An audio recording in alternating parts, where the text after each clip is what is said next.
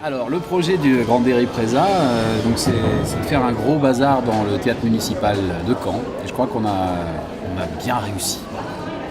L'objectif quand même principal, c'était de créer un événement, un fourmillement, une grosse marmite. On fait un tournage improbable et on fait un spectacle improbable. Donc c'est ni du théâtre ni du cinéma, c'est comme si on avait fait s'accoupler les deux sur l'île du docteur Moreau. Et on obtient un monstre qui entraîne tout le monde dans un tourbillon de scènes et de mise en place, de décors, de démontage, de jeux. Les spectateurs, ils sont un peu perdus et pour une fois, c'est bien. Sur une séquence, on va dire, classique, en moyenne, donc c'est 2 heures. 2 heures sur une séquence. Sachant que sur ces 2 heures-là, ça va dépendre un peu, mais des fois, ce sera au bout d'1 heure que vous serez sollicité, par exemple.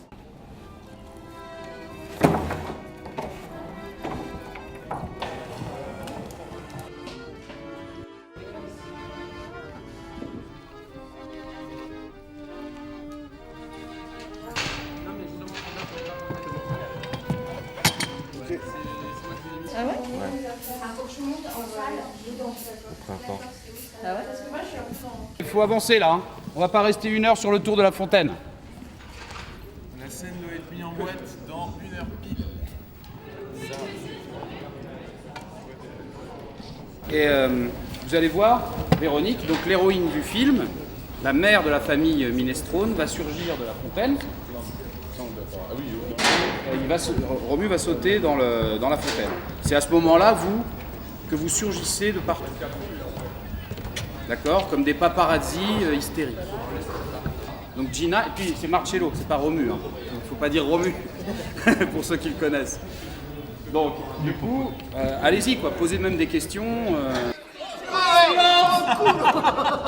C'est bien. Le deuxième top, c'est quand ils se seront reculés suffisamment, d'accord? Vous allez passer de l'autre côté.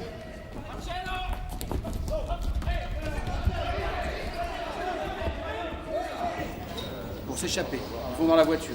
Allez, c'est parti. Allez. Moteur. Action. Action.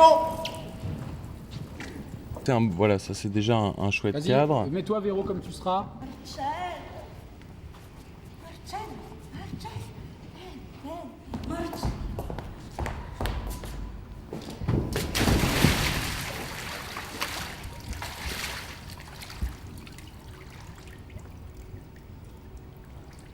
Coupé.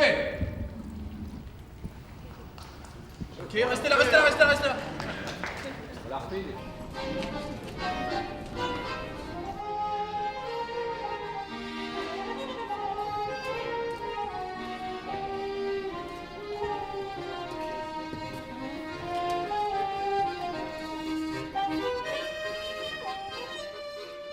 Là, vous avez votre grand-mère, Manda.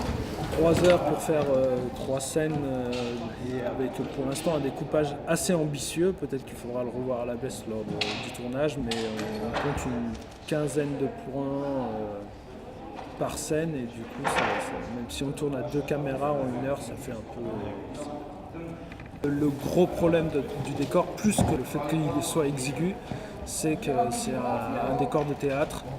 Et donc il manque le 4e mur qui nous empêche de filmer les scènes selon tout un axe, qui nous interdit il y a un grand nombre d'axes. S'ils partent au début du repas, au début de la scène, comme on parlait, comme on Ouais, tu me dis que le père est en place, mais il n'est pas en place, il arrive.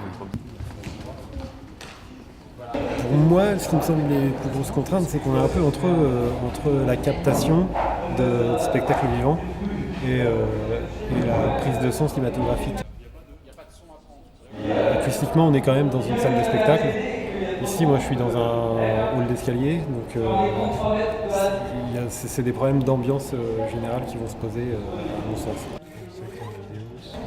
Fabien est en bas en salle, à la régie son et à l'enregistrement multipiste, et moi, je suis ici dans les foyers aussi, multipiste à la console pour enregistrer tous les micros qu'on a placés sur scène.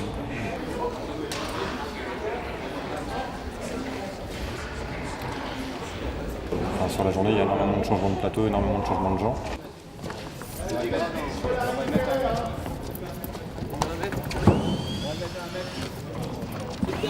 Son homme et son fils dans un harem, se faire bousculer par toutes les femmes qui partent en révolte. Et il y a des musiciens qui lui arriveront sur scène également. Donc à la limite, on l'a fait en 2 temps. On va la faire en 2 temps. On commence par les plans serrés. On va filmer. Alors en 2 temps, moi je pensais plus en termes d'action. Ah oui.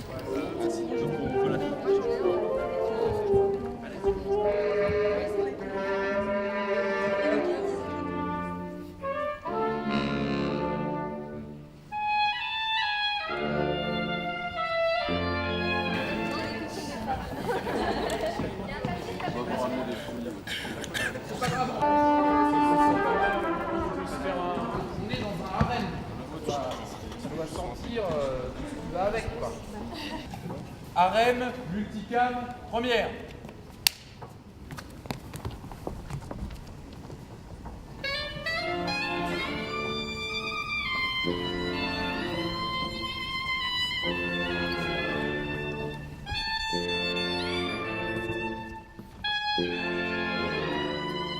Mais quand vous partez, vous partez. Harem, tableau numéro 2, multicam. Allez, on se rassoit. Action. Dégagez mon cœur! Je connais personnellement le directeur! Ah, ça va pas se passer comme ça, mon petit bonhomme! Ah, vous allez voir qui je suis, moi! Ah, vous me connaissez pas!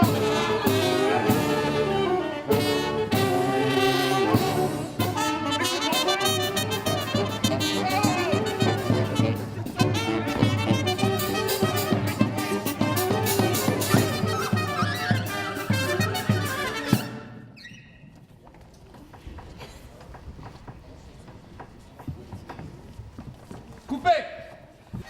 Putain, tu m'as menti depuis le début, François! Il n'y a pas que le côté sexy, il y a le côté aussi, on va dire, irrévérence, le côté aussi osé un peu sur le plateau. Et on peut lâcher aussi un peu sa pudeur pour un événement comme ça. Et on est quand même dans une fantasmagorie. Alors la mère, elle peut rêver quand même à des choses plus érotiques, où il n'y a rien qui la retient. Donc ouais, la violence aussi, ça peut être là, ça peut être présent. Pourquoi c'était une évidence Fellini? Fellini, c'était une évidence parce que c'est le luxe, que c'est le 50e anniversaire du luxe, que beaucoup de Canets ont découvert Fellini au luxe, on ne pouvait pas tellement le voir ailleurs. On la fait pas du tout?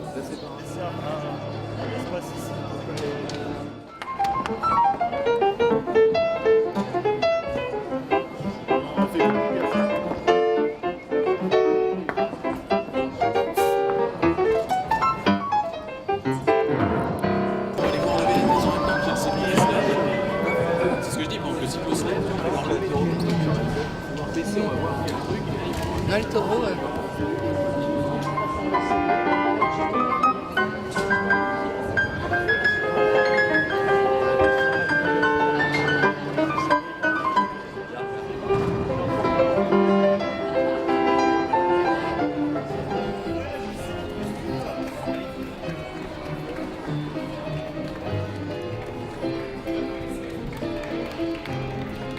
Moi, je m'occupe de l'organisation, essentiellement sur les figurants, appeler les figurants, les répartir selon les scènes et leur demander pour les costumes, la data.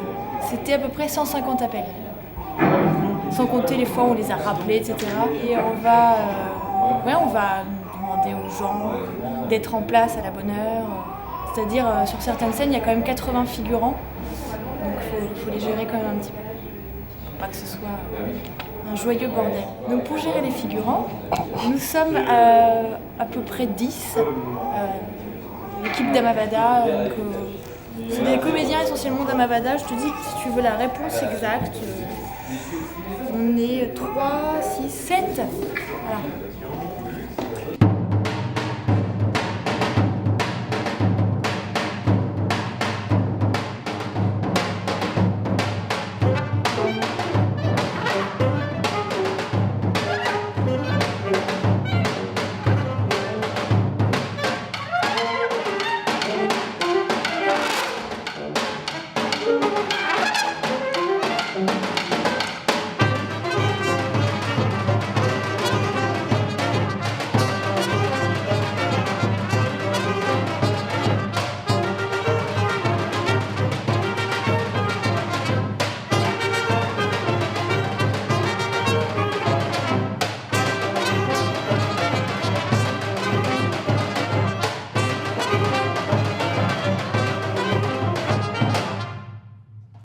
a commencé un peu en retard, mais on a fini à l'heure, alors c'est beau.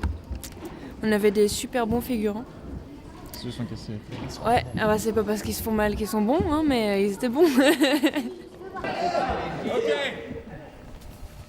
Voilà. Et le déplacement était bien. J'ai tenté d'être paparazzi ce week-end et j'ai fortement souffert dans mon corps. Le Luc, c'est un peu l'initiateur du projet, c'est-à-dire qu'on demande à tous nos amis de nous faire des cadeaux. C'était vraiment quand même cette idée-là. Le théâtre nous a gracieusement offert le lieu en ordre de marche, avec les techniciens, avec tout le monde. Et du coup, il a fallu inventer un projet complètement fou et c'est ce qui se passe aujourd'hui, c'est-à-dire 2 jours de tournage complètement dingue, où on envahit, c'est un spectacle en même temps que c'est un tournage. Voilà, ça va vivre au rythme de Fellini pendant 48 heures et clôturer les 50 ans du luxe par Fellini, c'est vraiment quand même... Journée de clôture du 50e anniversaire. Ce tournage Fellini a commencé ce matin, vous le savez, il va se poursuivre toute la journée et encore demain. Et il fera aussi l'objet d'une édition DVD, bien sûr. Quand vu par ces réalisateurs, donc vous allez le voir, ce sont des points de vue très différents, très divers, complémentaires. C'est des choses assez étonnantes.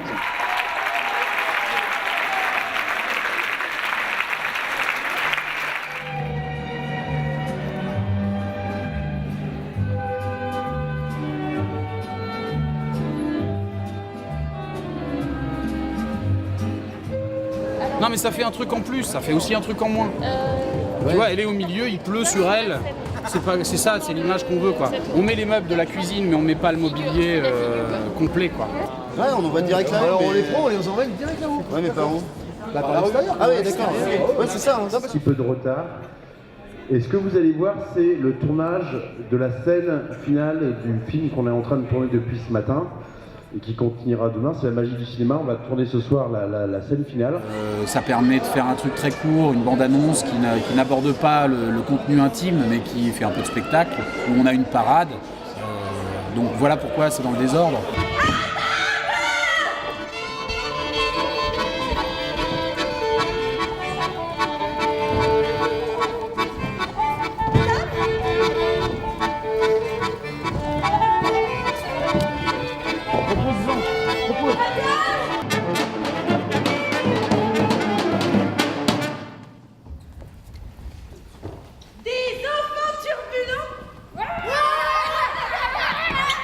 Alors, la communication est difficile parce qu'on n'a pas tout à fait le même langage et aussi on n'a pas l'habitude de travailler avec des interlocuteurs. C'est-à-dire que moi mes électros, d'habitude je les connais, c'est des complices, c'est des personnes avec qui on se parle à demi-mot et qui ont, on va dire, des propositions à faire en termes de cinéma. Et là, c'est vrai que c'est plus des électros de théâtre qui ont plus donc du coup des habitudes de théâtre, c'est-à-dire plutôt de grosses machines où ils sont nombreux, où ils font essentiellement de la technique.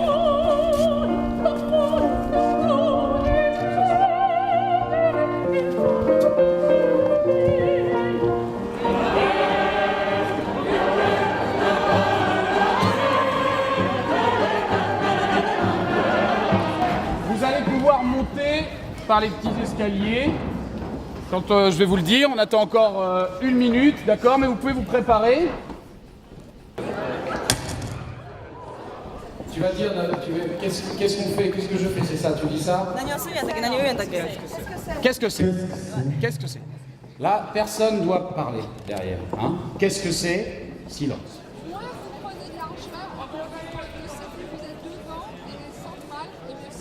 Il va vous interpeller derrière. On y va, d'accord? Je vais mettre un petit peu de son pour leur chauffer le cul un peu, Antoine. C'est pas trop fort, mais un peu.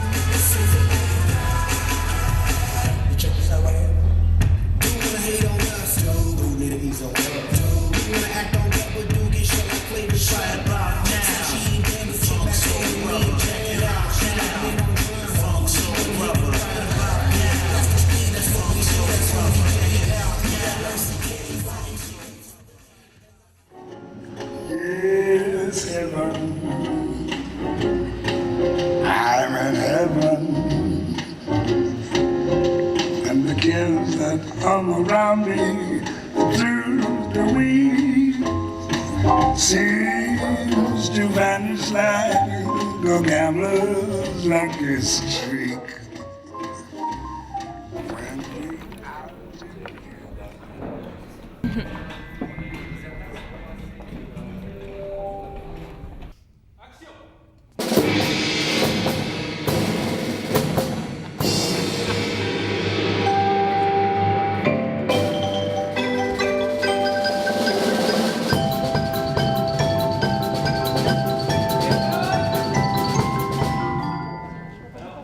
Ce qu'il faudrait surtout, c'est qu'on fasse un espèce de public complètement déchaîné.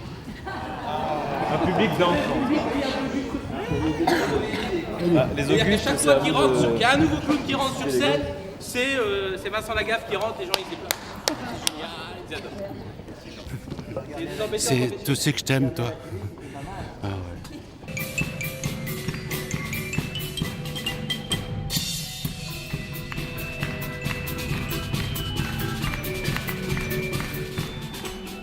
En fait, mes grands frères me chatouillaient et du coup j'ai peur de mourir quand on me chatouille. D'accord. S'il vous plaît. D'accord.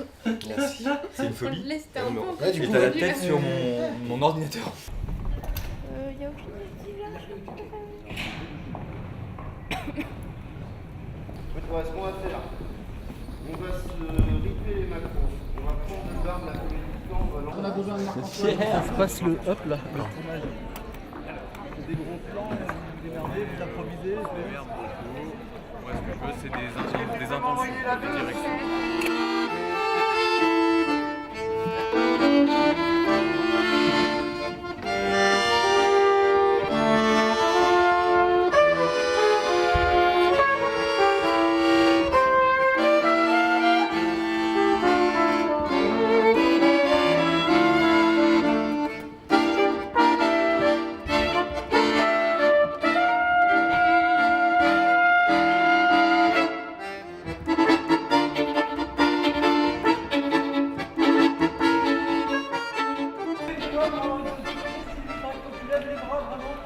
On n'a pas du tout vu bateau tomber, hein, poulet là. C'est tout dans le bleu, on n'a rien. Comme on voit tes bras et tes mains. Mais si on pouvait avoir un peu de chair aussi, ce serait mieux.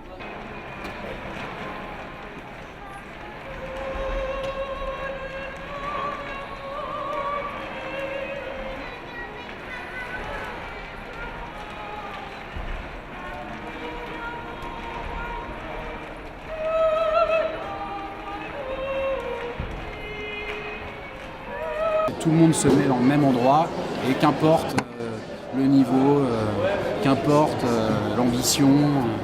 Et ça, c'est ce que j'appelle un vrai moment de fête.